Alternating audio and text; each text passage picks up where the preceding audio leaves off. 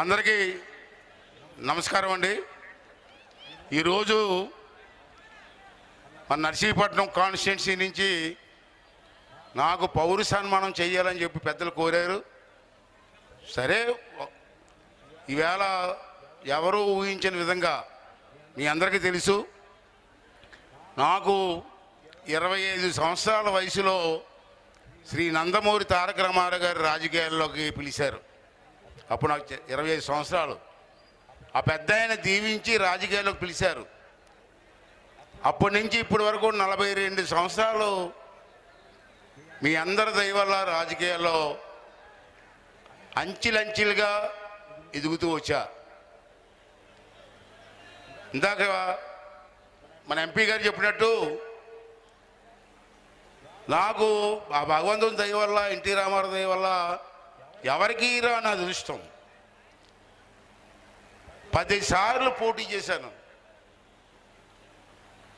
7 సార్లు ఎమ్మెల్యేగా గెలిచాను, ఒకసారి ఎంపీగా గెలిచాను, 5 సార్లు మంత్రి చేశాను. ఇది సాధారణంగా ఎవరికో కానీ అదృష్టం రాదు. నాకు వచ్చిందంటే మీ నర్సీపట్నం నియోజకవర్గ ప్రజల తాలూకు ఆశీర్వాదం అని చెప్పి సందర్భంలో మనం చేస్తున్నాను. నేను ఎన్ని జన్మలు ఎత్తినా మీ రుణం తీర్చుకోలేను. నేను నాకు కావలసింది దండలో సాలువాలు కాదు, మీ అభిమానం.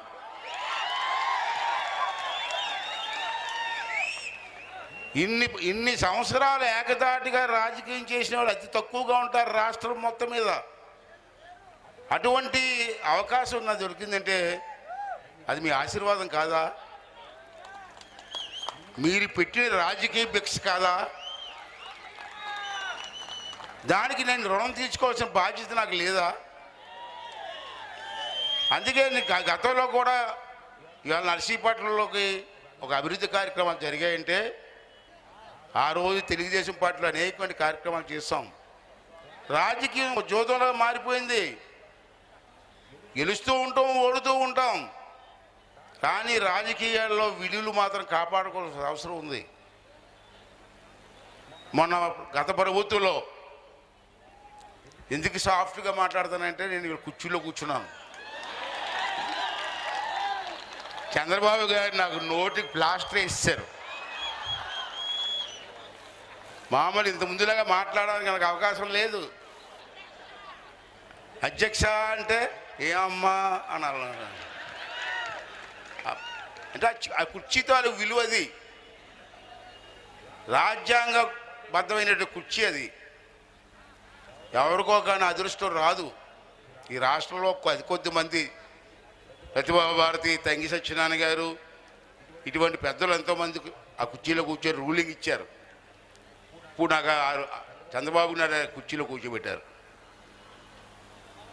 నా బాడీ లాంగ్వేజ్గా కుర్చీకి సరిపోతుందో లేదో నాకు అర్థం కావట్లే. అది బాధ నాకు. ఇప్పుడు సరే, పెద్దలు ఇచ్చారు. నేను మొన్న అసెంబ్లీలో మాట్లాడుతూ మీరు అది చూసి ఉంటారు. నాకు మీరు ఇచ్చింది, చంద్రబాబు నాయుడు గారు నాకు ఇచ్చింది పదవి కాదు, బాధ్యత. ఆ బాధ్యతను భుజాల వేసుకొని నేను పనిచేస్తాను. నష్టపోయిన ఈ రాష్ట్రాన్ని కాపాడుకుందాం. మీరందరూ ఎంతో కష్టపడి నన్ను 5 సంవత్సరాలు ఈ పోలీసులు వీళ్ళందరూ ఎంత ఇబ్బంది పెట్టారో మీకు తెలుసు. ఏ పోలీసులు అయితే గోడ దుంకి నన్ను అరెస్ట్ చేశారో అదే పోలీసులు నాకు సెల్యూట్ కొడుతున్నారు ఇవాళ.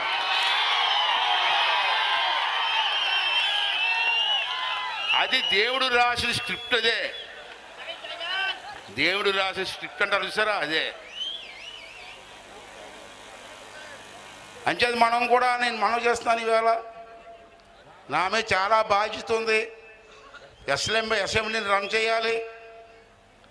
175 మంది ఎమ్మెల్యేని నేను కంట్రోల్ చేసుకుంటూ నడిపించాలి.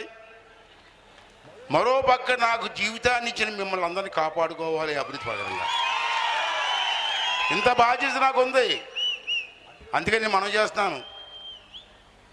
నాకు భగవంతుడి దయ వల్ల రమేష్ గారు నాకు తోడు దొరికారు ఈవేళ. నిజంగా ఆ రోజు రమేష్ గారు నాకు ఫోన్ చేసి అనకాపల్లి ఎంపీ టికెట్ నాకు ఇస్తా అన్నారు, ఏం చేయమంటారు అయ్యన్న గారు? నా పరిచయం ముందు నుంచి పరిచయం ఉంది నాకు. అడితే లేదు బ్రదర్ రండి, మీరు గెలుస్తారు, గెలిపించుకుంటాం మేము. కాకపోతే మీరు గెలిస్తే తర్వాత ఈ అనకాపల్లి పార్లమెంట్ నియోజకవర్గంలో మీరు ఇండస్ట్రియలిస్ట్ కాబట్టి రెండో మూడో ఇండస్ట్రీస్ పెట్టండి, మా కుర్రోళ్ళకు ఉద్యోగాలు ఇవ్వండి అని చెప్పి అడిగారు. అది ఆ రోజు మాట ఇచ్చారు. ఇంచేదంటే సెంట్రల్ గవర్నమెంట్లో అతను పెద్ద ఇన్ఫ్లుయెన్స్ ఉన్న వ్యక్తి నాకు తెలుసు. డైరెక్ట్గా హోమ్ మినిస్టర్ గారి దగ్గరికి వెళ్ళి నాకు ఇది కావాలని చెప్పి అడిగే శక్తి యుక్తి ఉన్న వ్యక్తి రమేష్ గారు.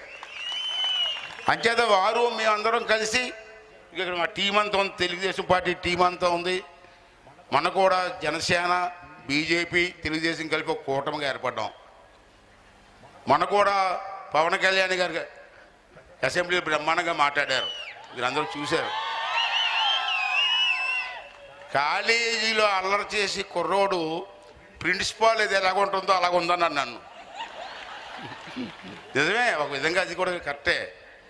నేను ఒకటే మనం చేస్తున్నాను, రమేష్ గారు, మేము, మా జిల్లా Telugu Desam party team, Janasena, BJP అందరం కలిసి మా బాధ్యత నిర్వహించి మన ప్రాంతాన్ని కాపాడుకుంటూ మీరు అందించినటువంటి సహకారానికి మీ రుణం తీర్చుకుంటామని కూడా ఈ సందర్భంలో మీ అందరికీ మనం చేస్తున్నాను. నా ముందు చాలా సవాళ్ళు ఉన్నాయి. గత ప్రభుత్వంలో ఎవరిని విమర్శించకూడదు, నేను ఆ కుర్చీలు కూర్చున్నాను కాబట్టి. గత ప్రభుత్వంలో ఎంతో నష్టం జరిగింది రాష్ట్రానికి. మీరు రోజు పేపర్ చూస్తున్నారు, టీవీ చూస్తున్నారు. ఇప్పుడు ఆ నష్టాన్ని పూరించాలి మనం. మళ్ళీ మీకు కావలసిన అభివృద్ధి కార్యక్రమాలు చేసుకుంటూ వెళ్ళాలి.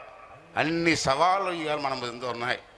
అయినా పర్లే, వీళ్ళంతా స్టేజ్ మీద ఉన్న నాయకులందరూ ఆశీర్వాదం ఉంది, మీ తాలూకు ఆశీర్వాదం ఉంది. నన్ను ఎవ్వరు ఏమి చేయలేరు, చేసి తీరుతాం. ఏదో బాధపడి తెస్తాం, చేద్దాం. నేను ఇక్కడ ఉన్న నాయకులందరినీ కూడా పిలిచి నాకు దండలేసి సాల్వా కప్పాల్సిన మీరు.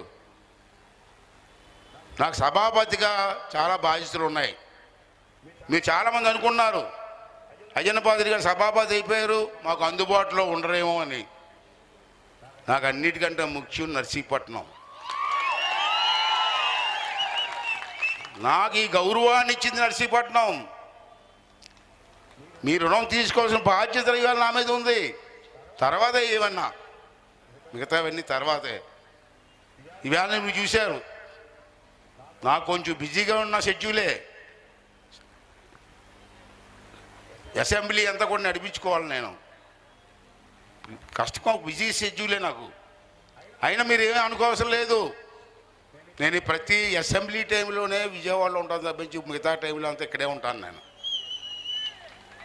నా తరపున నా పెద్ద కొడుకు విజయ్, రాజేష్ కూడా ఇక్కడ మా స్టేజ్ మీద ఉన్న మన నర్సీపట్నం నాయకులు చాలామంది ఉన్నారు. వాళ్ళందరూ కూడా మీకు అందుబాటులో ఉంటారు.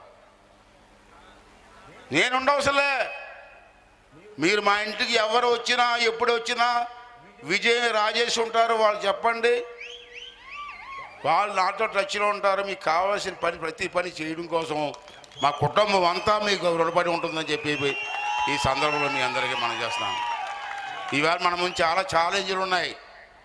ఇంత జనసేన నాయకులు చెప్పారు, తాండవ, రమణాపల్లి, ప్రభుత్వ ఆసుపత్రి, కాలేజీలు, టిట్కో ఇళ్ళు రంగులేసి ఖాళీగా ఉంచారు. ఇప్పుడు మళ్ళీ నేను వచ్చి రంగులు వేయాలా? వేస్తా, తప్పదు. రంగులు వేస్తాం, బాగు చేస్తాం, మళ్ళీ వాళ్ళందరికీ ఆ ఇల్లు ఇచ్చే బాధ్యత నేను తీసుకుంటాం. రోడ్లన్నీ బొక్కలు పడిపోయాయి. ఇప్పుడు ఆ బొక్కలన్నీ నేను వేసుకుంటూ వెళ్ళాలా? చాలా పని ఉంది, అయినా కష్టపడతా.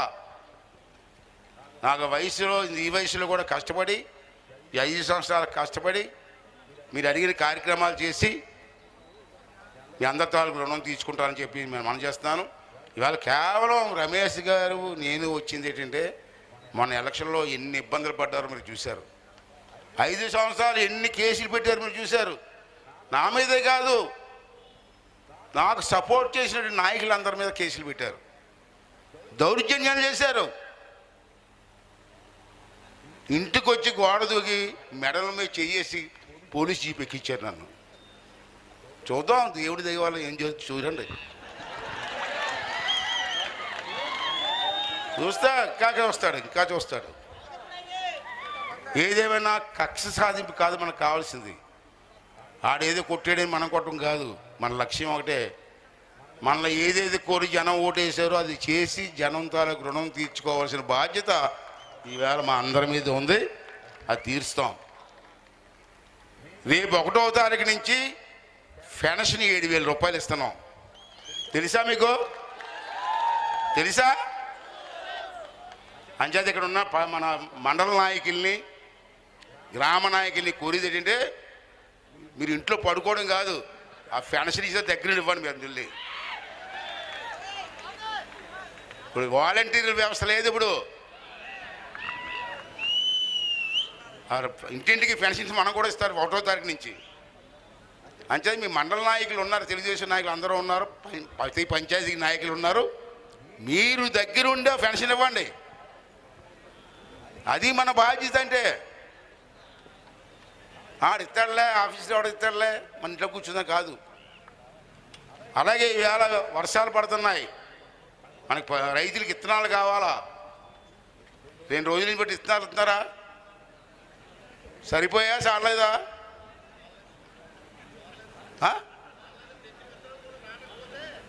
నేను 3 రోజుల క్రితం మీకు ఫోన్ చేసి, ఒకవేళ మీకు అందకపోతే నాకు ఫోన్ చేయమని చెప్పాను. ఫోన్ చేశారు ఎవరన్నా? నాకు ఎవరైనా ఫోన్ చేశారా? మీరు అక్కడే లేదు బాధ్యత మీకు. మీ మండలంలో విత్తనాలు జరగకపోతే నేను విజయవాడలో ఉంటాను, నాకు ఫోన్ చేసి చెప్పన్నా. మరి మీరు చెప్పకపోతే అందే అనుకుంటాను కదా నేను. అయ్యన్న పోతుంది ఒకడే పోసం మోయాలా? మీరు మొయ్యరా? మొయ్యవలసిన బాధ్యత మీకు లేదా? నేను చెప్పాను క్లియర్గా, విత్తనాలు అందకపోతే చెప్పండి, నేను మాట్లాడతాను అని. ఆ బాధ్యత మీరు చెయ్యండి. నేను ఒకనే మొయ్యాలంటే కష్టం కదా. అంతే సోదరులారా, మీ అందరినీ కోరుకున్నాను, ప్రభుత్వం ఇచ్చిన మాట ప్రకారంగా అన్ని కార్యక్రమాలు చేస్తారు. చంద్రబాబు గారు మాట ఇచ్చారు, చేస్తారు. ఎన్ని ఇబ్బందులు ఉన్నా రోజు పేపర్లో చూస్తారు. ఎన్ని ఇబ్బందులు, ఎక్కడ చూసినా అప్పులు, వడ్డీలు. అయినా సరే ఇచ్చిన మాటను తప్పకుండా ముందుకెళ్దామని చెప్పి మేము ప్రయత్నం చేస్తాం. మాట నిలబెట్టుకుంటాం, దాంట్లో అనుమానమే లేదు. ప్రజలు కూడా సహకరించండి. మీకు కావాల్సిన కార్యక్రమాలు ఏంటో ముందు కాగితం మీద రాస్తే, ఇవాళ సభాపతిగా నేను ఉన్నాను, ఆ కుర్చీలో కూర్చుంటాను. అసెంబ్లీలో మంత్రులు, ఎమ్మెల్యేలు అందరూ సభలో ఉంటారు. నేను ఏ మంత్రికి ఫోన్ చేసి నాకు ఇది కావాలంటే ఇవ్వరా? ఏ మంత్రికి ఫోన్ చేసి నా నియోజకవర్గానికి డబ్బులు కావాలంటే ఎందుకు ఎవరు ఇస్తారు? కానీ మీరు కావాల్సింది ఏంటంటే, మీకు ఏం కావాలి, ఆ గ్రామానికి ఏం కావాలి, అది ఐడెంటిఫై చేసి ఎస్టిమేట్స్ చేసి రెడీగా ఉంటే, అవి రమేష్ గారు మీ అంతా మాట్లాడుకొని, ఈ మండల పెద్దలతో మాట్లాడుకొని అవన్నీ నెరవేరుస్తానని చెప్పి ఈ సందర్భంలో మీ అందరికీ మనం చేస్తున్నాను. అంటే ఇక్కడ ఉన్న నాయకులందరినీ కోరేది ఏంటంటే, గ్రామానికి నాయకులు ఉన్నారు, మండలానికి నాయకులు ఉన్నారు, నియోజకవర్గానికి నాయకులు ఉన్నారు, మున్సిపాలిటీకి నాయకులు ఉన్నారు.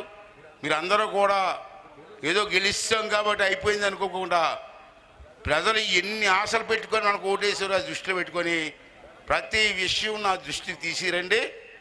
ఆ కార్యక్రమాన్ని పూర్తి చేసి మీకు అందించే బాధ్యత నేను తీసుకుంటానని చెప్పి ఈ సందర్భంలో మీ అందరికీ మనం చేస్తున్నాను. ఇక్కడ విజయ్ కుమార్ గారు యలమంచిల నుంచి పోటీ చేసి గెలిచారు మన జనసేన పార్టీ నుంచి. ఇక్కడ ఇది మన విశాఖపట్నం వెలగపూడి గారు వెళ్ళారా? వెలగపూడి గారు 4వసారి ఎమ్మెల్యే మొన్న విశాఖపట్నంలో.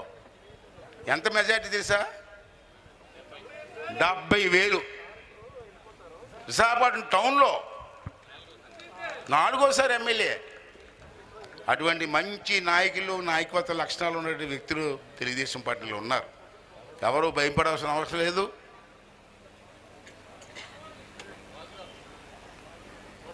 చోడవరం రాజుగారు, బాబు రాజుగారు, మీరు చోడవరం రాజుగారు ఇప్పుడు నాకు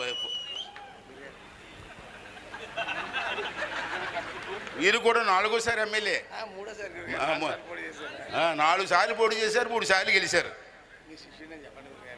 నా శిష్యుడే.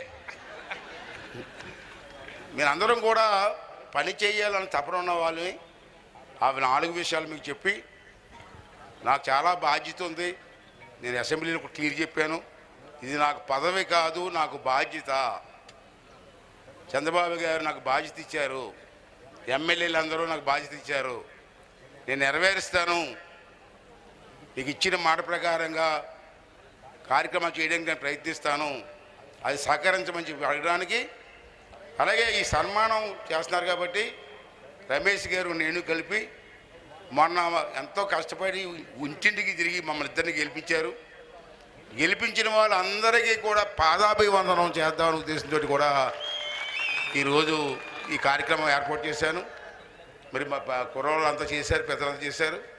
ఈ కార్యక్రమానికి వచ్చినటువంటి ప్రతి ఒక్కరికి కూడా పేరు పేరున ధన్యవాదాలు తెలుపుకుంటూ, ఇంకా మన మీద చాలా బాధ్యత ఉంది, ఆ బాధ్యత నెరవేరుద్దాం. మీ అందరి తాలూకు ఆశీర్వాదం ఎప్పుడు ఇవ్వాలని చెప్పి కోరుకుంటూ మరి మీ దగ్గర సెలవు తీసుకుంటున్నాను. థ్యాంక్ యూ వెరీ మచ్ అండి. అయ్యన్న నాయకత్వం.